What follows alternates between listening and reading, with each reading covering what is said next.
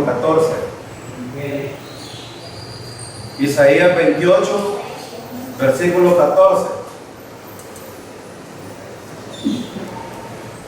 En el contexto de Isaías capítulo 28, estamos estudiando algunas advertencias que Dios hace al pueblo de Israel y sobre todo al pueblo de Judá. Uno de los problemas más serios en la vida de Israel y de Judá fue no haber acatado las ordenanzas de Dios y sobre todo guardarse para Dios. Y aquí vemos cómo los hombres se enaltecen haciendo ciertas cosas que Dios jamás dijo que hicieran. Vamos a ver en el versículo 14 el destino de Efraín. Cuando hablamos de Efraín estamos hablando de Israel, y cuando hablamos de Judá estamos hablando de las dos tribus que componen Judá. Es decir, Dios va a dar una advertencia a todo Israel, en las 12 tribus de Israel, y vamos a ver cuán perversos y cuán descarriados son los pensamientos del ser humano en este pasaje. De hecho, Dios dice en el Antiguo Testamento que los caminos del hombre no son los caminos de Dios, o al revés, los caminos de Dios no son los caminos del hombre, y por eso es que el hombre debe alinearse con el camino de Dios para poder satisfacer a Dios en lo que Él dice. Vamos a orar para pedir la dirección al Señor. Oremos. Padre, queremos darle gracias en esta hora por su inmensa misericordia, mi Señor, el gran amor que nos ha tenido hasta el día de hoy.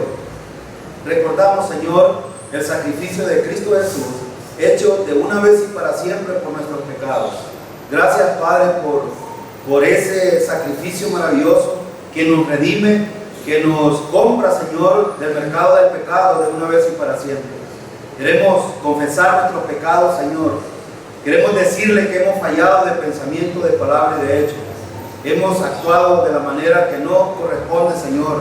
Y queremos decírselo a fin de no hallar nada que estorbe nuestra comunión con usted. Queremos estudiar su palabra en esta mañana y queremos hacerlo en el poder del Espíritu Santo. Por eso pedimos la asistencia del Espíritu Santo para poder entender lo que su palabra nos quiere mostrar en esta mañana.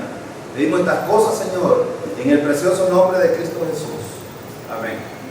Bueno, Isaías capítulo 28, versículo 14 dice: por tanto, varones burladores, que gobernáis a este pueblo que está en Jerusalén, oíd la palabra de Jehová. Uno de los aspectos importantes que dice Isaías aquí, que va primero con aquellos que están gobernando al pueblo de Israel. Y de hecho está hablando en el contexto de una advertencia que el Señor está diciendo al pueblo de Israel en vista de que se habían vuelto de Dios. En el versículo 14 es específico para los gobernantes de Israel. Si ustedes notan, la palabra varones burladores está hablando de hombres que se burlan de hecho de un pacto que Dios ha hecho. Aquí hay una gran diferencia entre el pacto de Dios y el pacto que los hombres hacen con Dios. Hoy en día hay muchos que tratan de hacer pactos con Dios sin medir el pacto que Dios ha hecho con ellos. De hecho, la iglesia está dentro de un nuevo pacto que se hizo en la sangre de Cristo Jesús. Y hay muchos que prefieren hacer pactos por dinero, pactos por muchas cosas, pero sin ver el pacto que Dios ha hecho con ellos. Y esto, Dios por eso es que al pueblo de Israel y sobre todo los que gobiernan a Israel, les hace una advertencia aquí. Les dice, primero les dice, por tanto. ¿Por qué por tanto? Porque en el versículo 13, el versículo 1 al 13, ha dicho varios ayes contra el pueblo de Israel.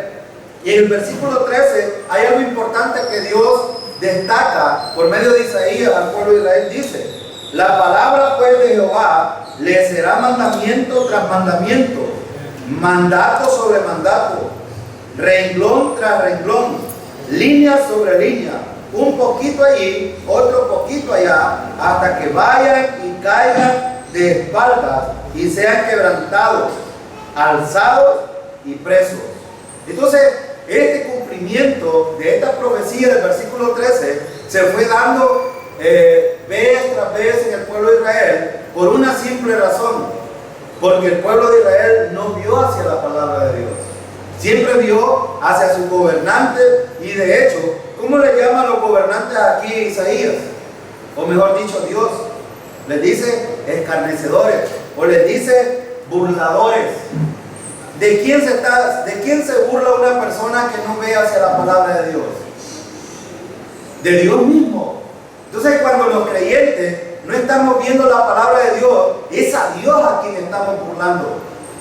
Entonces, es muy peligroso que la gente hoy en día esté diciendo cosas tan terribles, perversas, que Dios jamás ha dicho. Y aquí en el versículo 13 le está diciendo: deben de ver hacia la palabra de Dios, renglón por renglón, línea por línea, palabra por palabra. Es decir, la palabra de Dios debe de ser lo importante en la vida de un creyente. Ahora, por eso en el versículo 14 les dice: por tanto, varones burladores que gobernáis a este pueblo que está en Jerusalén, ¿cuál es la advertencia que le hace? Oigan la palabra de Dios, oíd la palabra de Jehová. Isaías testifica que la advertencia a Israel en este caso se aplica en igual manera a Judá también.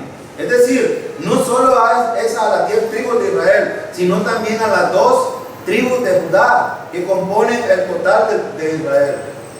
Ahora, fíjense bien algo importante que necesitamos ver. Se les advierte a los gobernantes que, de hecho, ¿cuál era la condición de estos gobernantes en el contexto del pasaje que vimos anteriormente?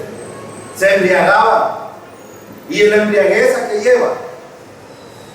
A perder el control.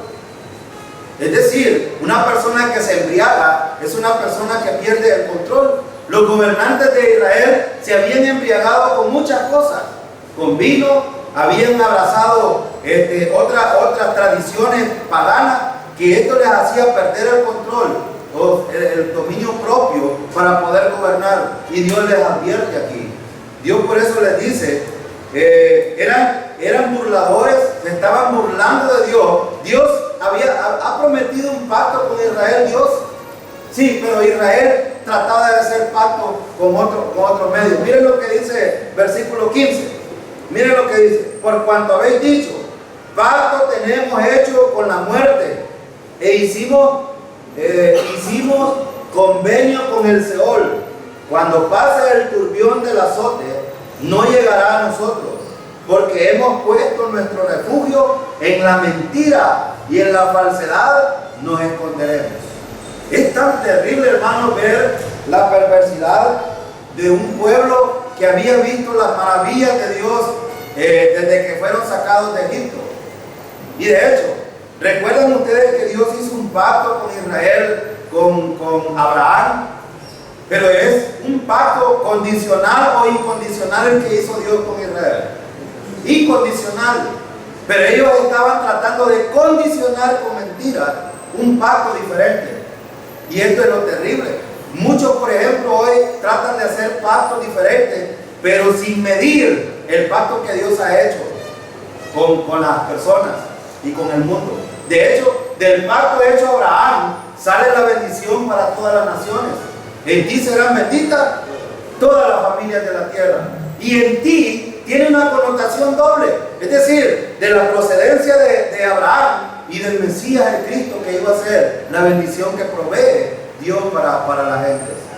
Pero la gente, ¿qué hace hoy en día? Hace pacto. Bueno, miren lo que dice el versículo 15. Es tan terrible que tiene una situación implícita, que ellos inclusive se dan cuenta de que lo que están haciendo es una mentira. Miren lo que dice el versículo 15: por cuanto habéis dicho, pacto tenemos hecho con la muerte. Ahora, hermano, hay gente que hoy en día hace pacto con la muerte.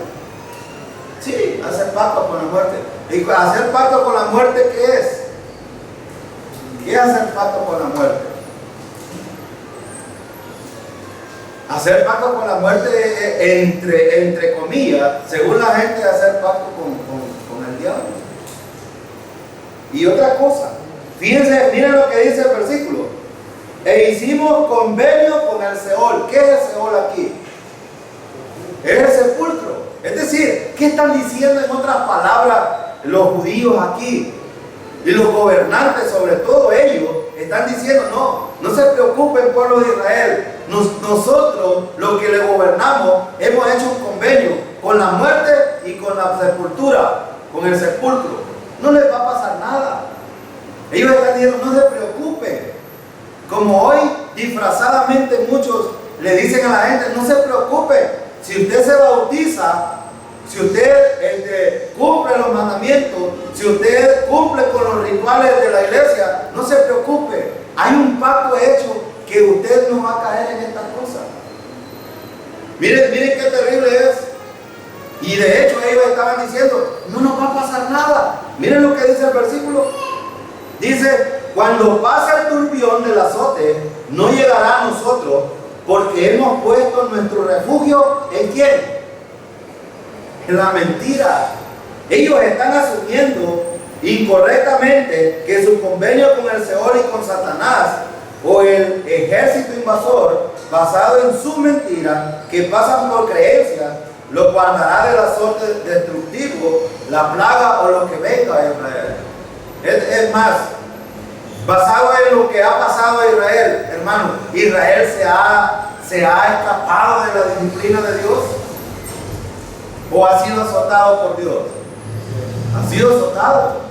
Esta era una mentira, y esta es la mentira terrible que muchos lanzan también ahora en cuanto a que los creyentes no van a padecer. Nosotros no hemos dicho en ningún momento, hermano, los creyentes que son fieles al Señor van a padecer.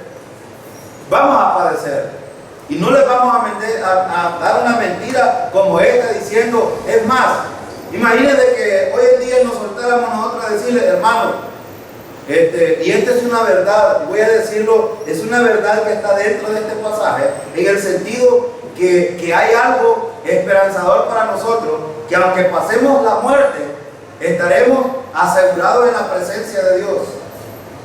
Y si no pasamos la muerte y nos vamos con el Señor, también estaremos asegurados por el Señor. Pero no porque nosotros hayamos hecho un convenio con Dios, sino porque Dios ha hecho un convenio con nosotros. Es diferente esto. Es decir, Dios hizo un pacto con la gente, es decir, y la gente no lo ha querido porque la insensatez del mundo y las tradiciones del mundo los tiene, de hecho, el Satanás los tiene tan cegados que no pueden ver que el pacto fue firmado en la cruz. Y basta con solo creer que lo que Cristo hizo fue suficiente para la salvación. Anoche estaba viendo un programa local a las 9 de la noche, o a las 8 parece. Sí, a las 8 de la noche. Un programa local, en un canal local, que salió una mujer diciendo de que ella era una profeta del Mesías. En San Salvador está esta mujer. Y decía que los 3 hijos que ella tiene son ángeles. Y que el Mesías, el Cristo, era el hermano que había muerto. Y que él le estaba revelando esta verdad. Ahora, me decía mi esposa, mira, me dice, ¿qué cosa? Y esta gente realmente está muerta. Y yo le decía, no. De hecho, Satanás le ha pegado el entendimiento y Satanás trata de envolver este tipo de mentiras. Y déjenme decirle que hay mucha gente que cree estas verdades. Las cree. Y ahora, fíjense bien, la mujer estaba anunciando pacto con Dios. Decía que los hombres debían de hacer pacto con Dios. Y el primer pacto era bautizarse. Si no, no puede ser salvo. Y bueno, digo un montón de cosas. Pero estas son las perversidades que Israel también decía de parte de Dios. Ahora, fíjense bien. La plaga también se describe en la revelación moderna. Por ejemplo, ¿fue salvado Israel de la plaga en el Antiguo Testamento? Sí. Y por eso es que ellos se agarran, los judíos se agarraban, no, si Dios nos ha salvado de esta plaga, entonces nos va a salvar de esto. Pero yo quiero decir algo, si un judío hoy en día no cree en el Mesías del Cristo, ¿será salvado del Seol? No, y esta es la perversidad que tiene implícito esta mentira que habían dicho los gobernantes. Ni un judío, ni un gentil, de ninguna nación que sea, si no confía en Cristo, no va a ser salvado del Seol. Dicho el Seol, no solo como la sepultura, sino como el Hades, el lugar donde van las almas a esperar el día del juicio final para ser lanzados al lago de fuego. No escaparán.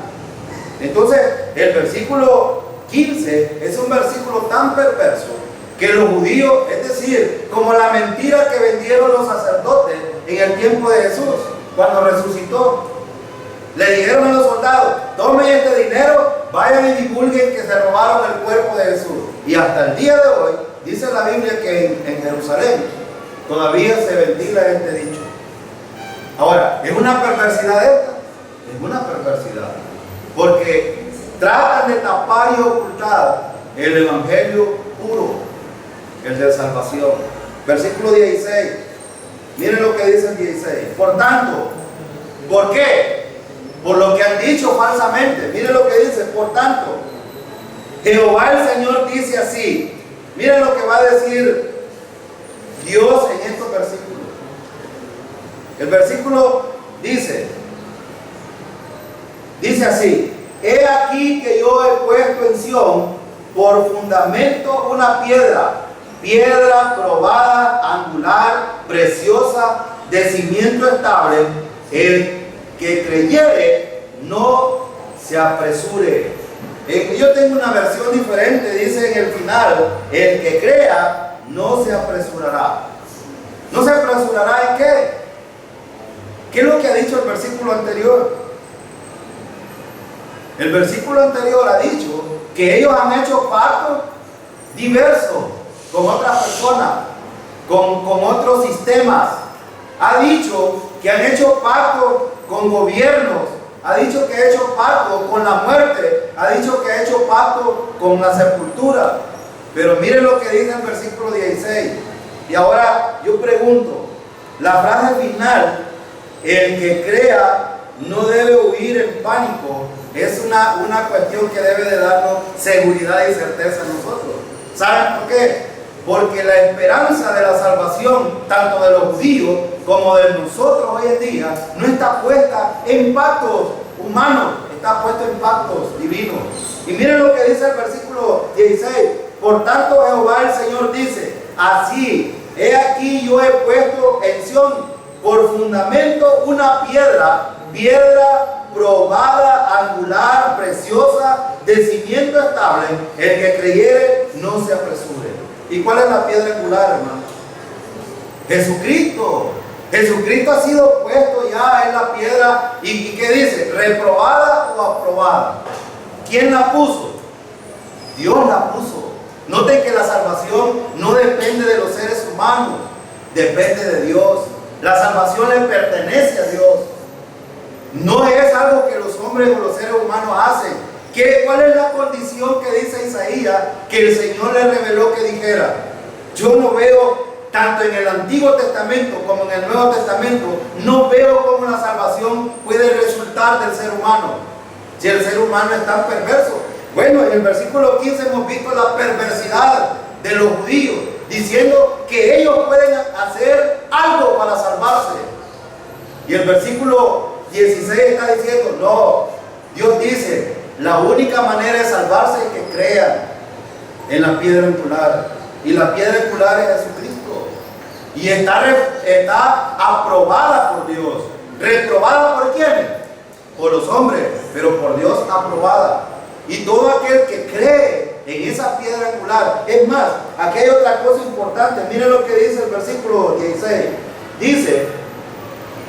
Dice he aquí que yo he puesto en Sión por fundamento una piedra. Ahora, cuando dice fundamento, es importante, hermano, que necesitamos ver cuál es el fundamento primero de la salvación. El Evangelio. El Evangelio es el fundamento de la salvación, pero el Evangelio también es el fundamento para el crecimiento espiritual. Nadie puede crecer a menos que crezca en la gracia de Dios, en el Evangelio. Nadie puede hacerlo. Por eso Pedro dice, Pedro allá en la segunda, creo que en la primera carta o en la segunda carta, crecer en la gracia. Capítulo 3, 18 dice, crecer en la gracia y en el conocimiento de nuestro Señor y Salvador Jesucristo. El crecimiento de la iglesia no está basado en otras cosas, ni en los ritos, ni en las obras. No está basado en eso, está basado en el Señor. Es Cristo el fundamento para el crecimiento espiritual. Por eso los creyentes necesitamos estar enfocados en Jesucristo y no desenfocarnos. ¿Y cuál es fíjense, cuando hablamos del fundamento también, usted me puede preguntar, ¿qué relación hay entre las obras y el fundamento, la piedra del fundamento que ha sido colocada allá? Tiene mucho que ver. Porque cada vez que yo voy a obrar, que voy a llevar una obra o que voy a llevar un fruto del Espíritu, no soy yo quien lo hago, es el Señor quien lo hace en mí. Y aquí no debe de haber jactancia en esto. Por eso es que la piedra ha sido puesta ya y está colocada. Pablo llama a los creyentes que debemos de sobreedificar sobre ese fundamento. Pero ¿qué hay de aquellos que tratan de enfocarse en otras cosas? Entonces están despreciando y desechando la piedra que Dios ha puesto y están tratando de hacer cosas por sus propios medios. ¿Y qué sucederá en el tribunal de Cristo con los creyentes? Pérdida. Porque no va a pasar nada con ellos. Van a sufrir pérdida. ¿Serán salvos? Sí, son salvos porque la salvación no es una cuestión que se gana, es un regalo de Dios. Está basado en la piedra angular que Dios puso. No está basado en lo que yo puedo hacer para salvarme. El versículo mismo lo dice. Dice el 16. Dice, piedra probada, angular, preciosa, de cimiento estable. Miren lo que dice, de cimiento. O sea que todo lo que se hace fuera de Jesucristo es inestable.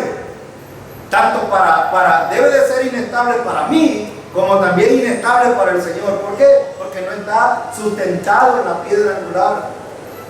Hay otra cosa importante en el versículo. Lo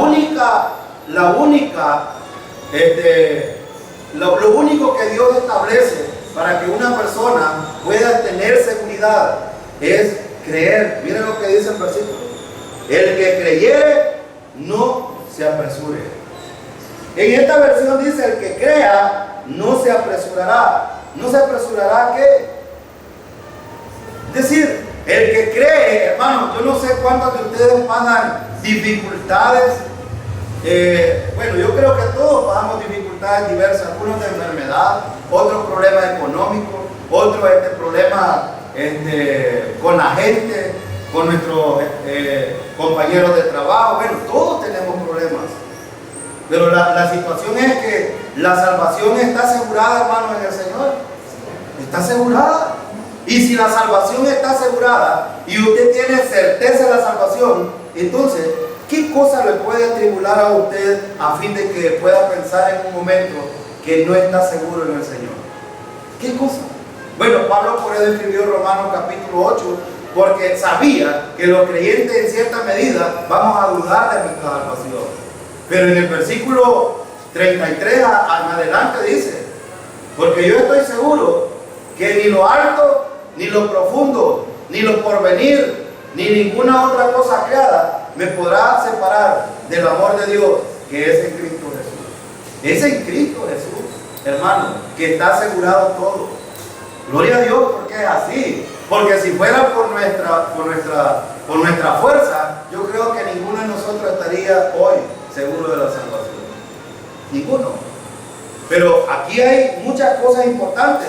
judíos, gentiles, cualquier persona tiene entrada a la salvación por medio de Cristo Jesús. Judíos, gentiles, cualquier persona del mundo tiene certeza de la salvación en Cristo Jesús solamente. Judíos, gentiles, cualquier persona tiene asegurada la paz completa en el Señor. Esto es grande, hermano. Esto es muy importante entenderlo, porque los hombres tratan de asegurar su vida espiritual en otras cosas. Algunos en el dinero, otros en ritos. El hermano Abraham me contaba hoy en la mañana, hoy que vine, que platica con un hombre que le decía que en el tiempo de la guerra él creyó en el Señor, pero vino la guerra y cayó metido en la guerra al punto que tal vez hasta pudo haber muerto. Y él le pidió al Señor, dame el chance, por lo menos llegar al bautismo. Y cuando llegó al bautismo y fue y le dijo a la iglesia, quiero bautizarme, y lo bautizaron, y él dice que sintió tranquilidad. Ahora, ¿en dónde tenía puesta realmente la tranquilidad de este hombre de la salvación? Mucho de esto sucede hoy en día en muchas iglesias que están poniendo su énfasis no en Cristo, sino en otras cosas. La verdad, hermano, el bautismo yo no sé, el bautismo es una cuestión de obediencia hacia el Señor, pero el bautismo puede cambiar la vida espiritual de una persona. No puede hacer nada. Es más, muchos hoy en día se han bañado en los ríos y a lo mejor ni salvos son, porque han puesto su confianza en el bautismo y no en Cristo Jesús. ¡Qué terrible! Hace 2 domingos tuvieron un grupo de personas, a mí me llama la atención que ellos son celosos para predicar. Lamentablemente predican un evangelio falso. Terrible. Y el hermano Abel decía ayer, una señora andaba entregando tratados en San Miguel. Yo he visto un montón de gente y a mí me tiemblan hasta los pies cuando veo a esta gente, porque yo no lo hago. No tengo el valor de decir, pararme en un bus. ¿Cuántos de ustedes hay anda un muchacho con una guitarra hablando de Monseñor Romero en los buses y habla un montón de cosas, pero habla un montón de tonterías, pero tiene valor? El valor que deberíamos de tener nosotros, porque sabemos la verdad y sabemos que si una persona oye un evangelio falso, va camino al infierno y no al cielo. Terrible. Hermano, esto lo estoy diciendo para animarnos nosotros, porque nosotros tenemos certeza, tenemos la seguridad. Muchos que oirán a lo mejor este video o este mensaje dirán, bueno, como dijo una señora allá en la conferencia que fuimos a dar a la escuela, bueno, la Biblia dice que así es, pero yo creo que no es así.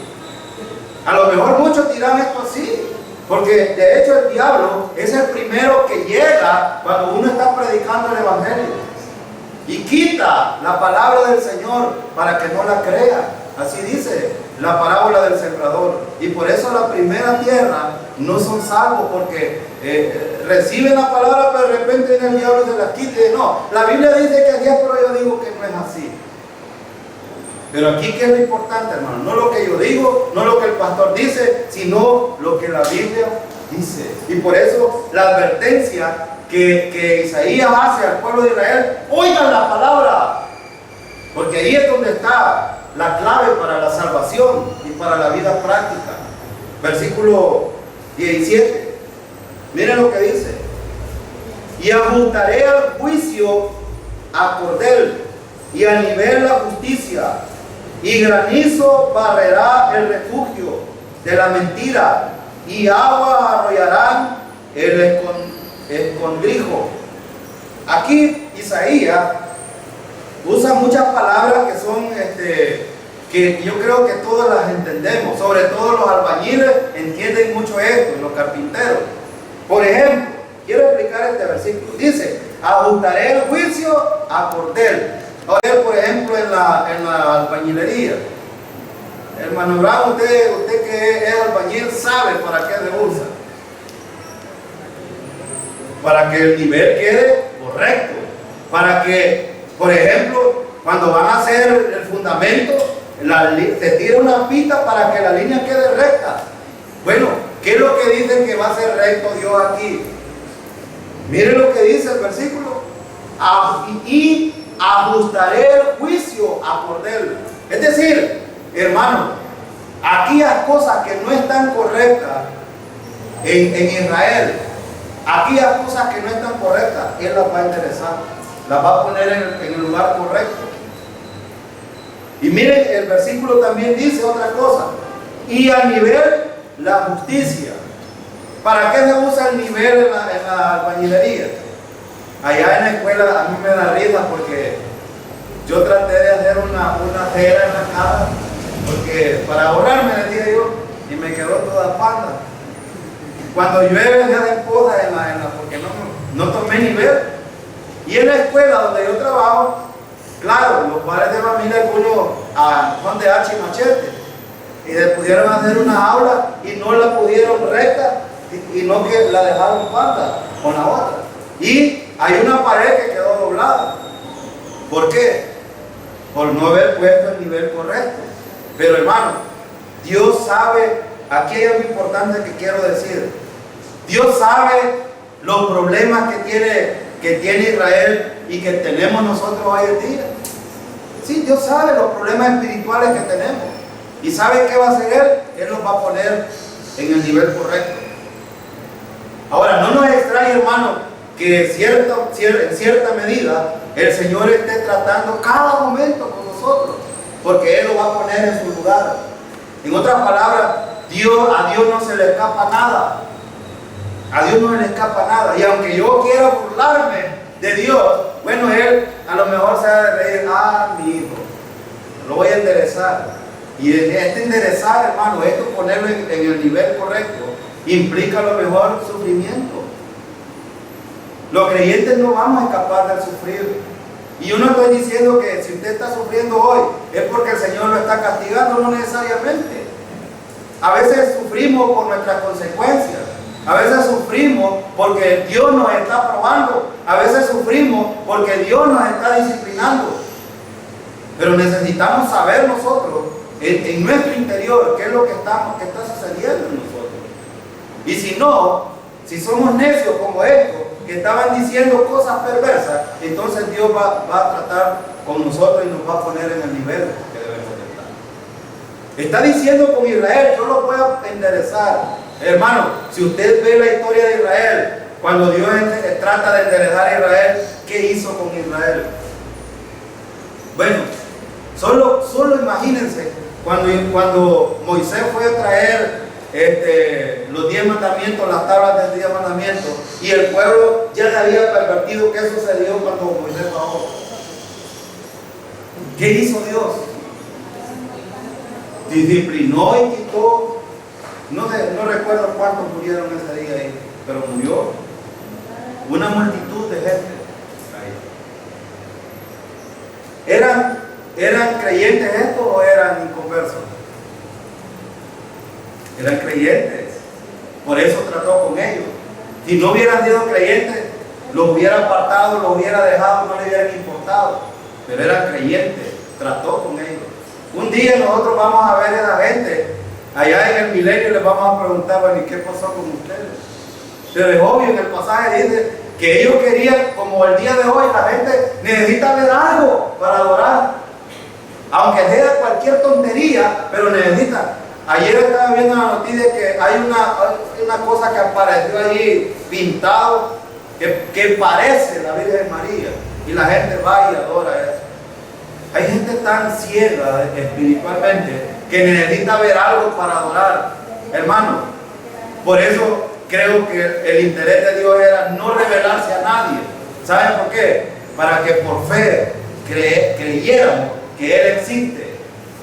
Para que por fe, es más, no nos dio la oportunidad de ver a Cristo crucificado a nosotros, sino que lo viéramos por fe, para que no viendo creyéramos que era verdad esto. ¿Ven? ¿Entienden entonces el propósito de Dios para con nosotros hoy en día? Bueno, veamos el versículo siguiente. Miren el versículo 18. Y será anulado vuestro pacto con la muerte y vuestro convenio con el Seol. No será firme. Cuando pase el turbión del azote, seréis de él pisoteados. ¿Escaparía entonces Israel de la disciplina de Dios? Hermano, hay gente que puede hacer pacto hoy en día con quien quiera hacer pacto. Algunos hacen pacto con el diablo, otros con el dinero, otros con, bueno, hay un evangelio que es pacte, siembre. Y hacen pacto con el dinero. Y a muchos les va bien. A muchos les va bien, y es verdad. Pero porque estos pactos provienen del diablo, no provienen de Dios. ¿El diablo puede bendecir a la gente, hermano? Sí, claro. Claro que sí. Yo no estoy diciendo que la gente toda la que está siendo bendecida es bendecida por el diablo, tampoco. No es verdad. De hecho, el mejor fruto de la bendición de Dios es el trabajo. Si usted ve a una persona ociosa y está siendo bendecida, piense de dónde viene esta bendición. Pero los que trabajan genuinamente y se ganan el dinero genuinamente, Dios los va a bendecir. Bueno, entonces Israel iba a ser a tal punto ¿qué pisotear, hermano? Bueno, yo no sé cuánto les gusta el jugo de uva. ¿Sabían ustedes que para hacer uva, bueno, hoy hay máquinas más sofisticadas, pero antes artesanalmente se metía gente en un lagar y las pisoteaban para sacarle el jugo con los pies, y salía el jugo por una manguerita, así como hacen, por ejemplo, la chicha o la cuzuza, como llamamos nosotros aquí en El Salvador. Ponen un poco de maíz en una olla, y el sudor de eso va por una manguerita, y ahí es donde sale el guaro que le llaman la cuzuza. Bueno, así es también con el vino, es lo mismo. Pero aquí dice que él los iba a pisotear. ¿Y qué dice con los pactos que habían hecho? Se iban a acabar. Esto implica, hermano, ¿los pactos humanos son pactos permanentes? No, son pactos infructíferos, son pactos perecederos, no tienen una base firme. Pero la base firme del pacto de Dios sí, porque está puesta en la piedra angular, en Cristo Jesús. Y esta es la diferencia. Ahora fíjense en el versículo 19. Luego que comience a pasar, Él os arrebatará, porque de mañana en mañana pasará de día y de noche, y será ciertamente espanto el entender lo oído. Fíjense, este versículo describe el horror de este azote desbordante de parte de Dios. Note, aunque Isaías está usando un lenguaje bien poético aquí, noten ustedes lo que dice el versículo. Luego que comience a pasar, Él os arrebatará. La palabra arrebatará aquí no hay que usarla como el arrebatamiento. La palabra arrebatar significa aquí, bueno, la palabra es quitar por la fuerza. Pero quitar por la fuerza, ¿de dónde? De hecho, como se trata de una disciplina, está hablando de que Él los va a quitar de estar dentro del pueblo. En otras palabras, los va a matar. Porque ¿qué he dicho en el versículo anterior? Los va a pisotear. Se los va a acabar, pues. ¿A todos o solo a algunos? Ya vamos a ver más adelante a quiénes se va a acabar. Miren lo que dice el versículo. Y dice, porque de mañana en mañana pasará.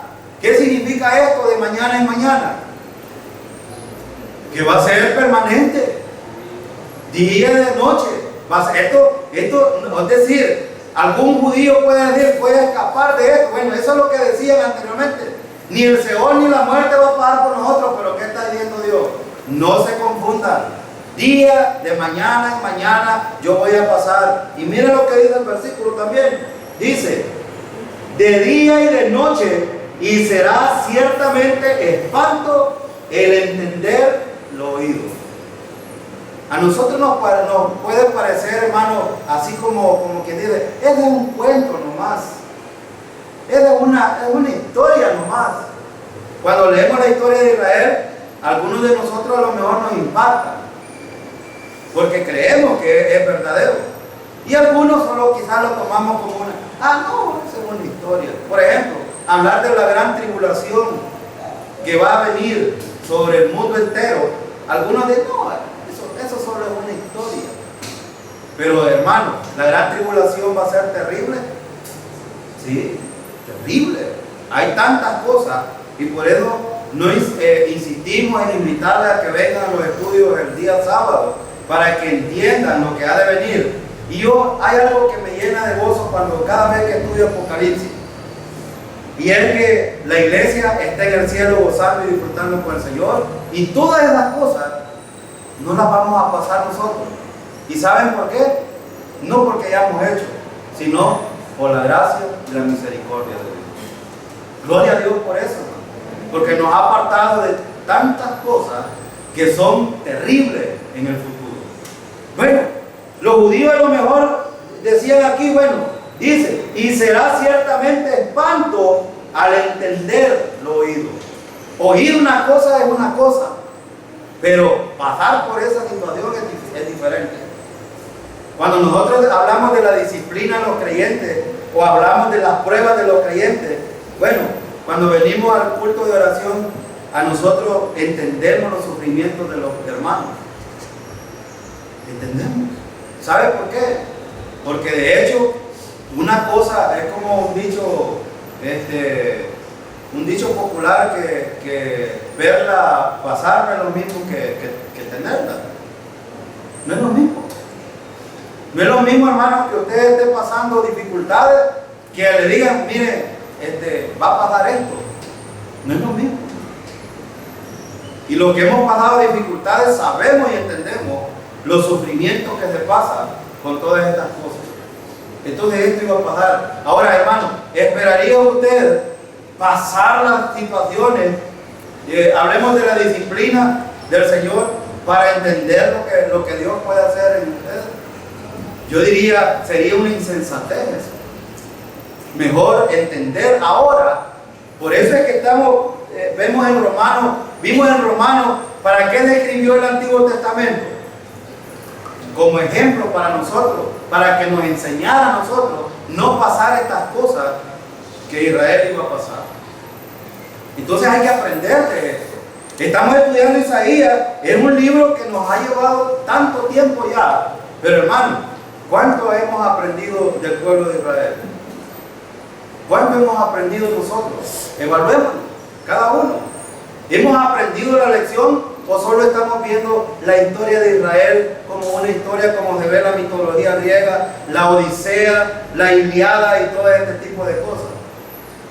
Esas son solo cuentos, historia, pero estas es cuestiones verdaderas.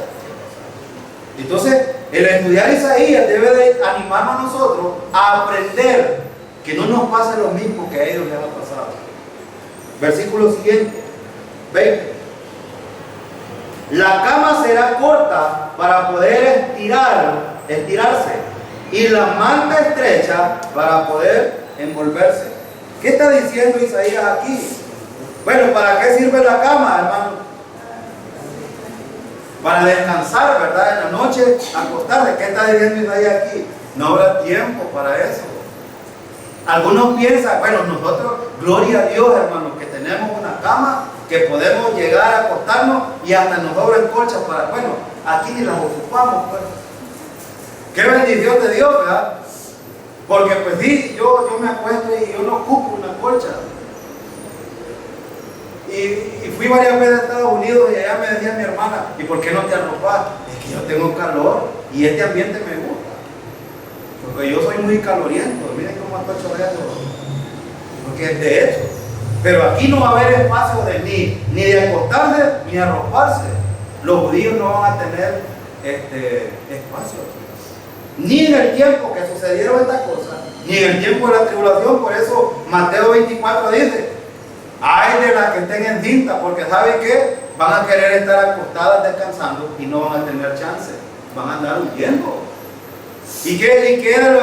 Ojalá, dice el Señor, que no sea en día de reposo.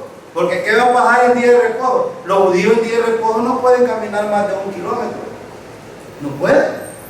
Es decir, por eso dice el Señor, ojalá no sea en invierno también. Porque en invierno en Israel es difícil.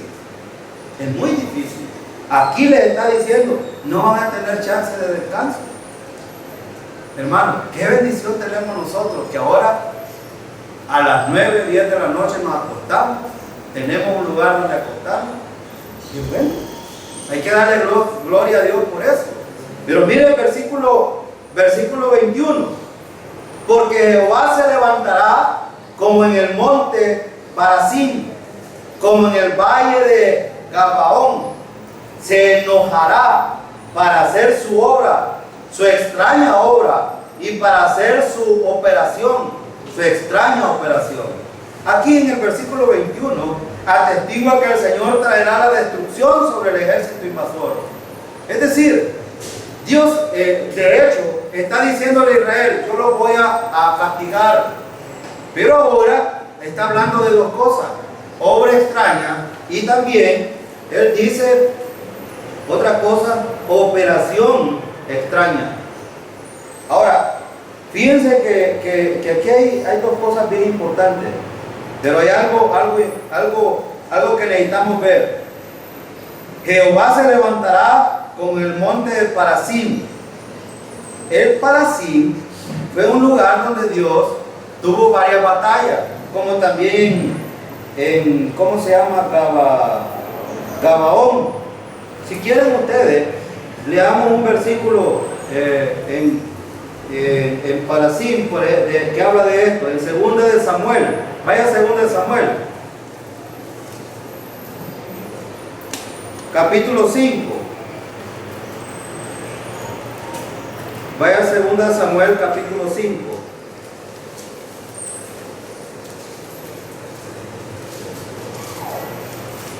Versículo del 11 al 20.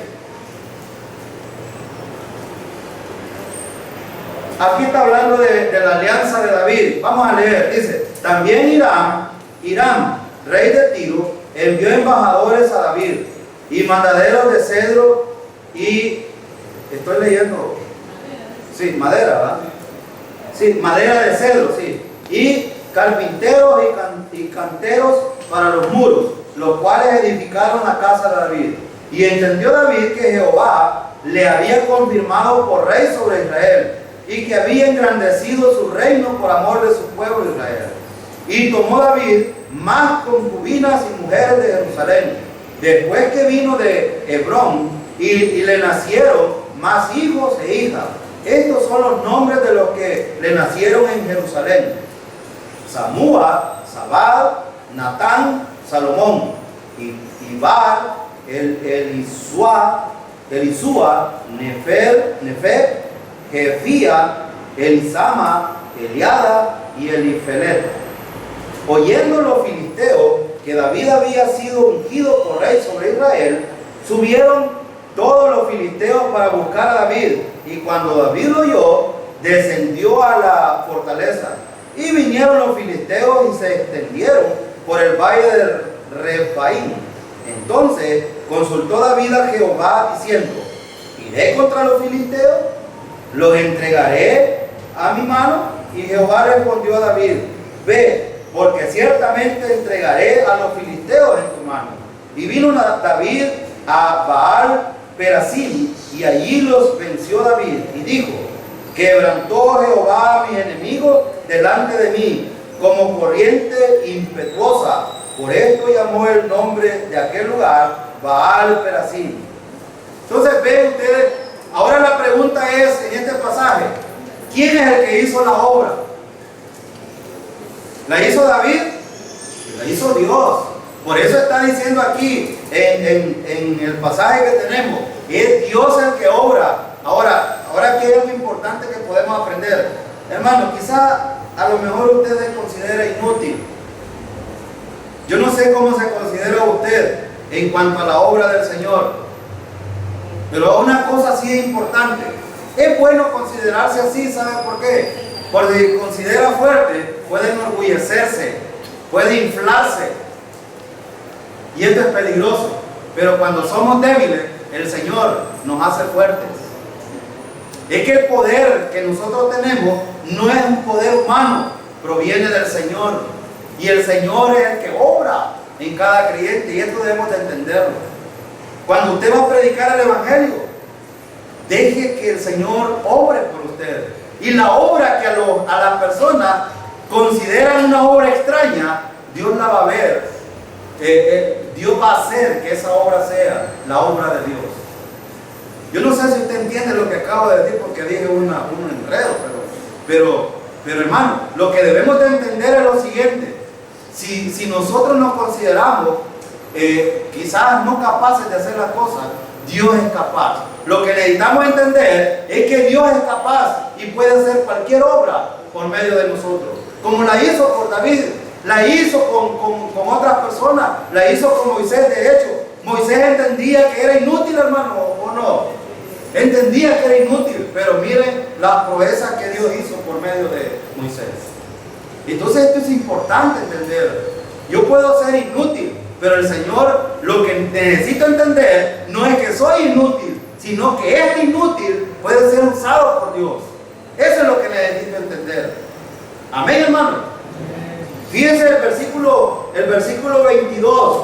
Bueno, aquí por eso lo llamaban obra extraña, porque de hecho Dios iba a hacer una obra con los enemigos y a Israel iba a parecer extraño. Bueno, y no que Dios nos va a disciplinar, sí, pero va a tratar con los extraños también. Y por eso ellos iban a decir, obra extraña ha hecho Dios. Miren qué operación más extraña ha hecho Dios. De hecho, hermano, Dios siempre va a proteger a los fieles. Y Dios va a tratar con los fieles también. Mire el versículo 22. Ahora pues, no burléis, para que no se aprieten más vuestras ataduras, porque destrucción ya determinada sobre toda la tierra he oído del Señor, Jehová de los ejércitos. Hermano, hay destrucción segura para la tierra en el futuro. Sí. Esto a veces la mente del ser humano no lo puede entender. Bueno, ¿cómo Dios, siendo amor, puede hacer este tipo de cosas? Y realmente Dios es amor. Y por eso es que todavía está dando una oportunidad a la gente para que crea solamente en el Mesías, el Cristo, y no que siga confiando en otras cosas. Es más, el versículo 22 dice, ahora pues, no burléis, porque la gente está haciendo tantas cosas hoy que se burla de Dios. Cuando la gente trata es más, nosotros hoy en día podemos estar aquí y burlarnos de Dios. Y usted me puede decir, ¿cómo? ¿Cómo es posible? Bueno, piense usted en relación a la palabra, ¿qué es lo que está haciendo? Yo no soy quien para examinar su vida, pero usted sí puede examinarla.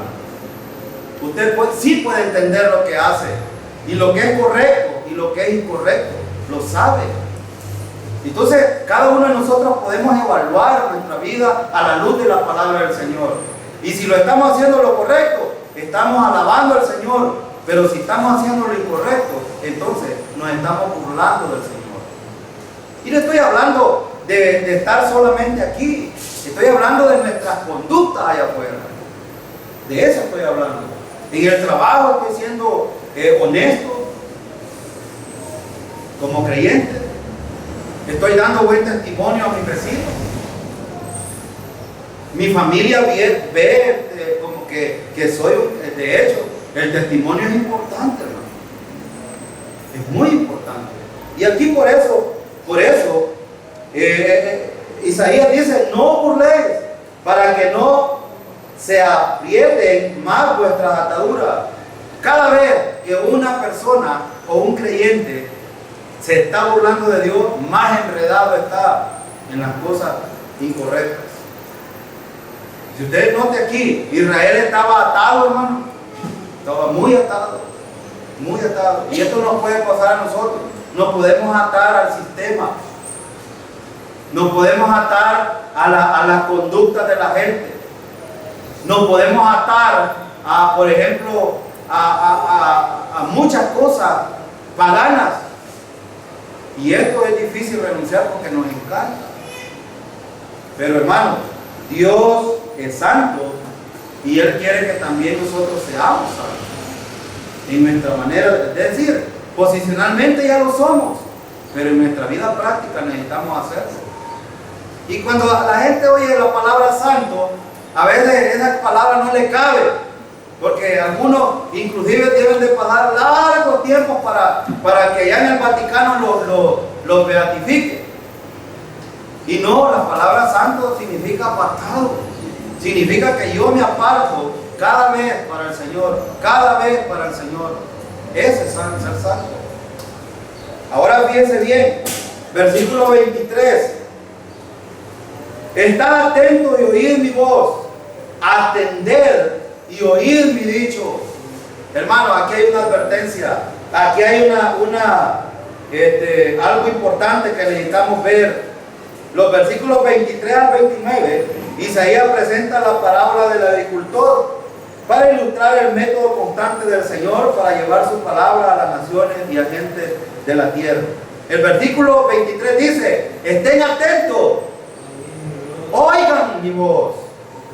Hermano, ¿Dios está interesado que escuchemos la palabra del Señor? Sí, y por eso insistimos. La iglesia debe de estar escuchando, no nosotros, hermano, no nos vean a nosotros lo que predicamos. De hecho, a veces hay cosas que podemos decir que a lo mejor pueden ser de desagrado para ustedes, y perdónenos por eso. Pero fíjense bien, lo que necesitan oír es la palabra del Señor. Ustedes tienen en sus manos, gloria a Dios, que cada uno de ustedes tiene en su mano una palabra, una Biblia. Y usted mismo puede ver, puede entender la palabra del Señor. Y el versículo dice: oiga, estén atentos, atender y oír mi dicho. No solo hay que oír, hermano, no basta con oír, no basta con estar atento, sino hay que ir más allá, hay que ir a aplicar estas verdades. Versículo 24: el que ara para sembrar, ¿arará todo el día? Hermano, ¿el que ara para sembrar hará todo el día o solo lo hace cierto tiempo? Bueno, ¿romperá y quebrará los terrones de la tierra? Miren lo que dice. Voy a leer el pasaje de una vez y voy a hacer una conclusión de todo esto. Cuando ha igualado su superficie, no derrama el eneldo, siembra el comino, pone el trigo en hilera y la cebada en el lugar señalado y la avena en su borde apropiado, porque su Dios le instruye y le enseña lo recto, que el eneldo no se trilla con trillo, ni sobre el comino se pasa rueda de carreta, sino que con su palo se sacude el eneldo y el comino con una vara. El grano no se trilla, pero no lo trillará para siempre, ni lo comprime con la rueda de su carreta, ni lo quebranta con los dientes de su trillo. También esto salió de Jehová de los ejércitos, para hacer maravilloso el consejo y engrandecer la sabiduría. Quiero finalizar haciendo una conclusión en esto. Y la conclusión siguiente es: Isaías usa al labrador de la tierra como un ejemplo. Como un ejemplo de cómo es que se hace el trabajo o el ministerio de la predicación. El proceso descrito metafóricamente en la parábola incluye 3 fases: arar, sembrar y cosechar. Hermano, fíjese qué importante es esto. Si usted siembra, lo que siembra, eso va a cosechar.